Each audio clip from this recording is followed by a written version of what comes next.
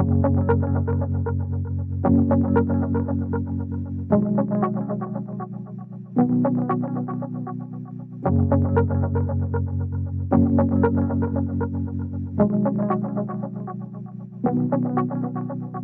suis Claudine Douville, je suis commentatrice de sport au Réseau des sports depuis les tout débuts de la station, c'est-à-dire en 1989.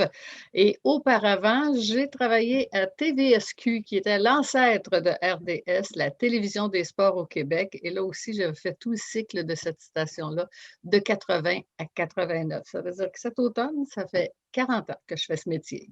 Pour devenir commentatrice de sport, bien évidemment, à l'époque, quand j'ai décidé ça, j'avais 16 ans et il n'y en avait pas de femmes qui faisaient ce métier-là. Alors, il fallait un petit peu inventer la façon de procéder. Et moi, je voulais m'en aller à l'Université Laval en journalisme, ce que j'ai fait. Alors, j'ai un bac en journalisme à l'Université Laval et pendant que j'étudiais, j'ai travaillé pour le PEPS, qui était le pavillon de l'éducation physique et des sports, qui est l'endroit où toutes les équipes du Rouge et Or s'entraînent et je faisais partie du service des relations publiques. Donc, j'ai travaillé déjà dans le monde du sport pendant que je faisais mon bac.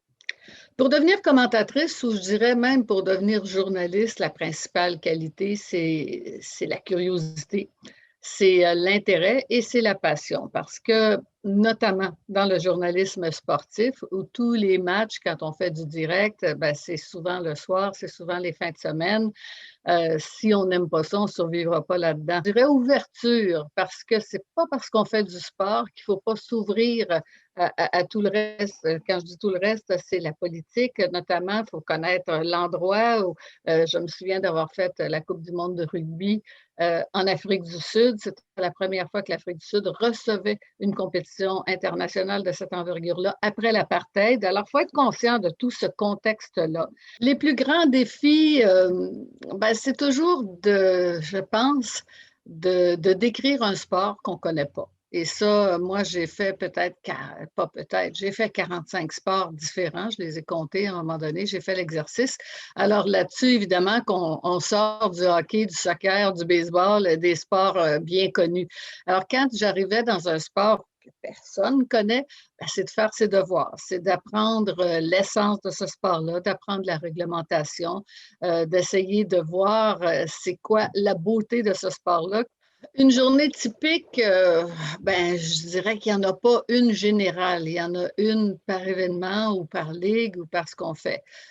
Par exemple, quand tu fais un match de soccer, ben, la journée typique, elle commence la veille là, ou 2 jours avant.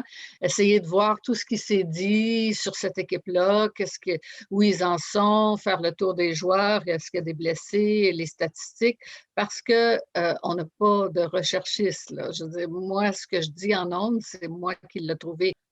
Quelqu'un qui voudrait commencer ce métier-là, un métier quand même de commentateur sportif, on sait qu'il y a pas énormément de place, mais je dis que la première affaire, ben, c'est croyez-vous, croyez-y, croyez en vous, allez-y.